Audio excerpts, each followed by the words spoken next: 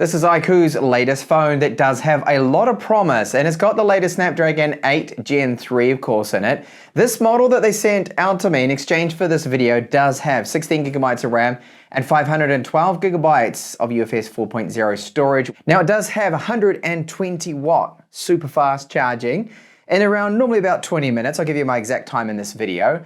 And that is to charge the 5000 milliamp hour battery. Now the cameras on the rear, we've got a set of two 50 megapixel cameras, so the ultra wide, the main camera, and a periscopic 3x optical and optically stabilized camera, which gets us in quite a bit closer.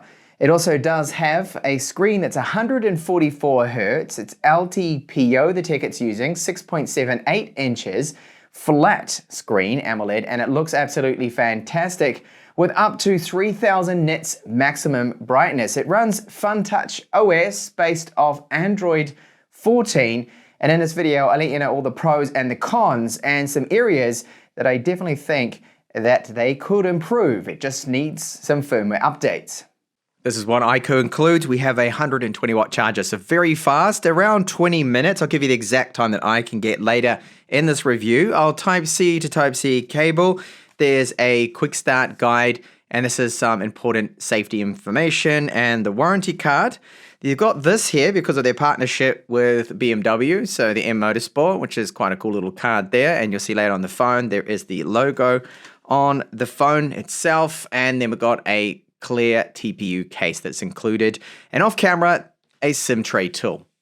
So I think this IQOO 12 here looks absolutely fantastic. In hand, does feel really good, and I don't mind this camera design, the module. You can see it sticks out a little bit there. Now, the thickness of the phone isn't too bad. It's 8.1 millimeters. We've got a 5000 milliamp hour battery in here, so it kind of makes sense that it is a little bit thicker there. The weight of it, well, 203 grams, almost 204, but I like this, and there you can see, of course, the BMW Motorsport logo again, and it's just keeping things simple. It's not like sparkling or anything like that. It's a very nice glass back on it that does have.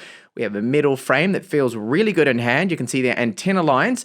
Up here at the top, we've got a loudspeaker, IR transmitter, secondary microphone, and then the buttons also made out of metal. Now I can get to that power button really good. In hand, the phone feels great. Fingerprint reader, a little too low for my liking. I think it should be about here, but you get used to it. But you do have to kind of move your thumb down if you're going to be using your thumb, which I think most people normally do that.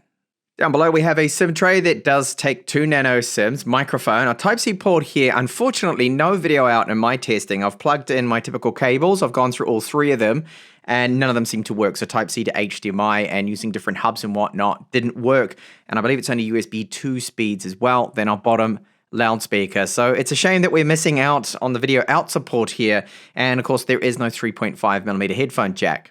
So here's our display. I'm a big fan of this screen. It's flat, it's got a nice size to it. It's okay, a little large maybe for some, but it's still pretty standard nowadays, which is 6.78 inches. 144 Hz, it is LTPO AMOLED, and the brightness, well, they claim it can get up to 3000 nits. I've not been able to measure that, but as you can see now in direct sunlight, it does fare very well. This is an incredibly bright screen. Now, I've measured just over 1400 nits. I can't get the 3000, even playing HDR content. That seems to be the case with most brands. I just can't seem to be able to measure it or actually get that, but it is certainly a very bright screen. Now, going in here to our settings, take a look at some of the options we get. So you do have, of course, your typical options here for the screen resolution, like you can lower it down if you wanted to, but by default, it is on the 1260p resolution. So it's not quite 1440p, Quad HD, but for a phone, I mean, and even this screen size, you don't really notice that. So if it was 1440p, you're not actually really gaining anything. So I keep the refresh rate on high.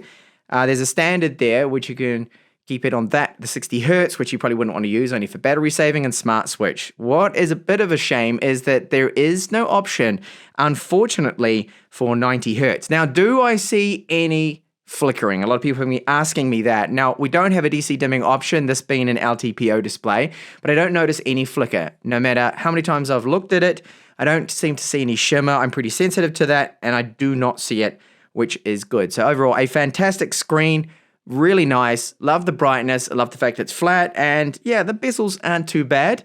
So the camera right here, this is 16 megapixels, this one, and it is the weakness of this phone, because it only supports 1080p, 30 frames per second video without any electronic image stabilization.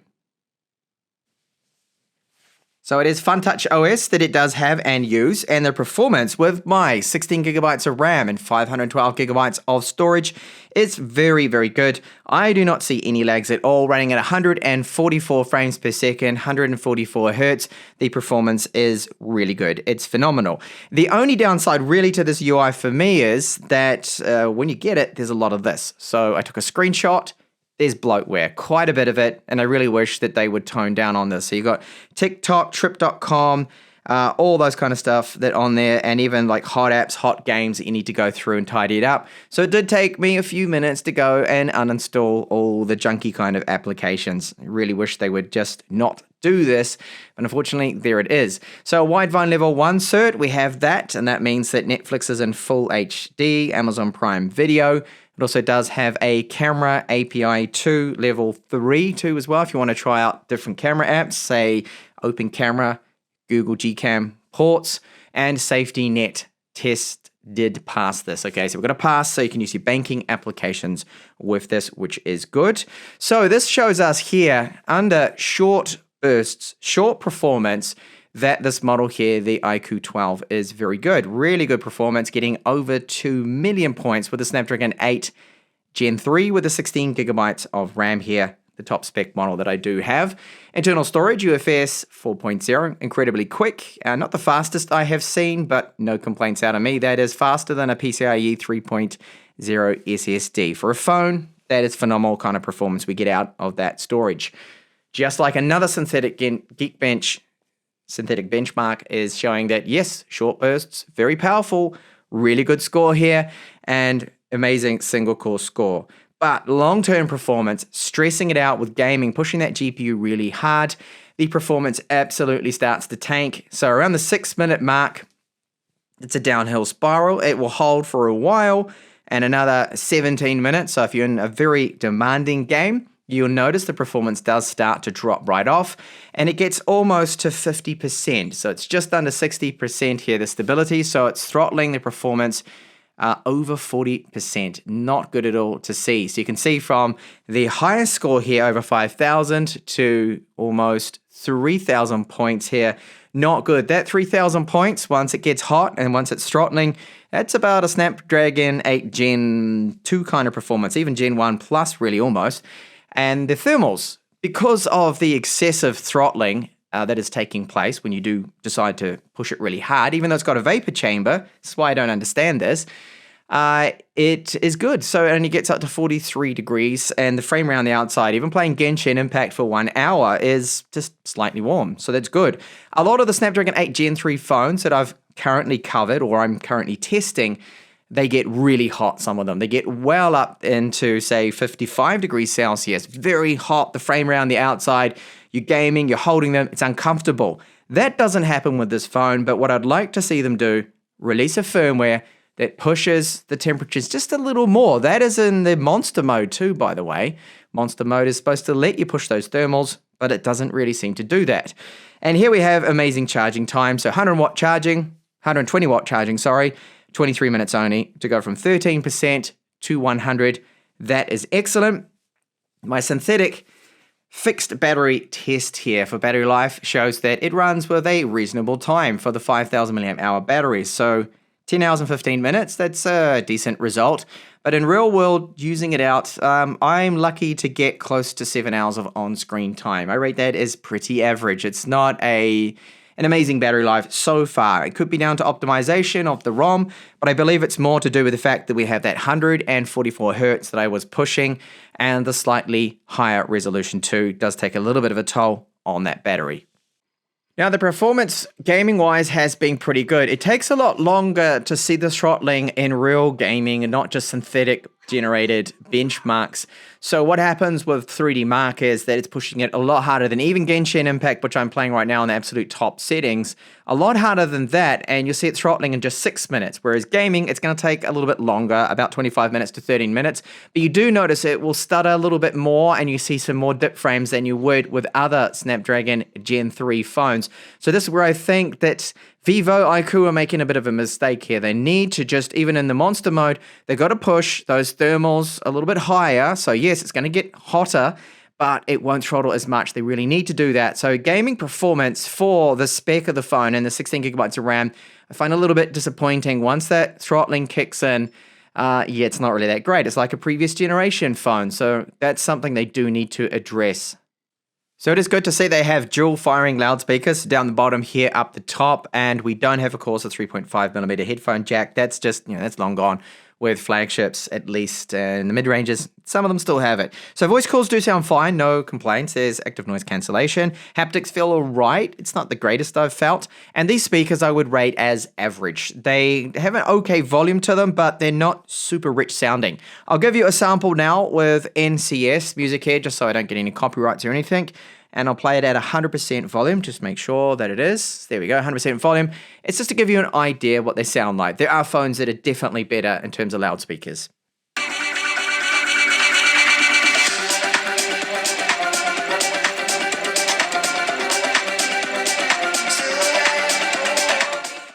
Over to the IQOO 12 camera. So we've got only 1080p with its front-facing camera, and you can see that as I walk along that it shakes about. That's because there's also no electronic image stabilization with the front-facing camera for some reason. I do hope that they can implement this, and the video is only 1080p 30 frames per second max. You don't even get 1080p 60 frames per second and no 4K. That's really disappointing for a flagship. This is our ultra-wide camera, which is 50 megapixels, and we have electronic image stabilization, 4K, 30, 4K, 60. Now I can add some zoom here, and you see it's gone over to the 1x camera. And I can go now to 2x digital. As I keep zooming up to 3x, it does not go over to our 64 megapixel periscopic 3x camera, optical camera, unfortunately. So I'll go back, zoom right out again, back to the ultra wide. Now you can shoot 8K 30 frames per second, which is this sample right here, but you'll notice that it's shaking it around a bit. That's because it does not seem to have any electronic image stabilization when shooting in 8K, unfortunately. So still samples, I have been impressed with the set of cameras we do get here. That's the main camera. This is our front-facing selfie. Stitching not so good in this lighting, but here the stitching looks actually pretty good. Not a bad shot. I like it. And here's one of Vera with the main camera. A lot of details being captured there. Nice background blur. Portrait mode, a little soft, this image. And that was the 3x camera. This is the main camera here. And it doesn't look bad. The stitching could do with a little bit of work. So this is the ultra wide here. And then I go over to the main camera. You can see there's a lot more detail. But I do like what I'm seeing with these images. The details, the contrast, a little contrasty. 3x now, optical zoom camera. And then 10x digital looks very good. I'd say it's as good as my Samsung S23 Ultra. Low light now, pretty good performance. There's a little bit of noise in these shots. Could be a bit better, but overall, I do like what I'm seeing out of these cameras, and they certainly have a lot of potential. So if you made it this far, you would have seen that the phone is a bit of a mixed bag here. We have excellent hardware. I love the flat screen. I love how bright it is. The fingerprint reader, that is optical, but working really well. No issues with it. Loudspeakers, they're, average, but the cameras on the rear, they show a lot of promise. I'm like what I'm seeing out of those shots that I showed you. So nighttime performance, portrait stitching could be a little bit better, and the daytime shots in HDR and the ultra wide look very good. The screen's 144 Hz and the UI, it's fast, it's smooth, it's fluid. There is a bit of bloatware when you first get it that you need to tackle and sort out, but the big one for me is the throttling. So it will throttle quite a bit, as I showed you. So if you play a demanding game and you play for long periods, like I'm talking about gaming for like 30 minutes and over, an hour, the performance will drop down to currently, as it stands now, even in the monster mode that I did select for all gaming and benchmarks, it will dip down to about Snapdragon 8 Gen 2 levels of performance, which of course it should not do. Now, I believe a firmware update could fix this problem. It seems to me that it's just a glitch. Maybe they've just throttled it too much because it's got a vapor chamber in here. The temperatures are really good, so they could push the thermals a little higher, push the performance, and yes, it would get warm to the touch then, but we would have much better performance. So that's one area that's a bit of a disappointment. The other is the front-facing camera for video performance. So number one, no stabilization. That's the big one. It's terrible, it shakes all over the place. Number two is only 1080p 30 frames per second. What happened to 1080p 60 frames per second? And where is 4K? Not even present with the front-facing camera. It is a flagship phone. It's 2022 model. Even though it's just been released at the end of 2023, it should have that. There's no excuses for not having at least the front-facing stabilized camera and the 4K. So if they can fix that, if they can patch the throttling, which I believe they can, and they can add at least image stabilization electronic to the front-facing camera, you've got a very good phone with some really promising hardware. I really like where they're going with the design. It's nothing too flashy. There's no sparkling, rare, strange back to it. It's simple glass, the metal frame, the flat screen, all of it is a good package. But come on, get those patches out, fix this, and then you're going to have yourself a very good phone here. So thank you so much for watching my review of the IQOO 12, a phone that has a lot of potential, just needs those fixes. Crossing my fingers.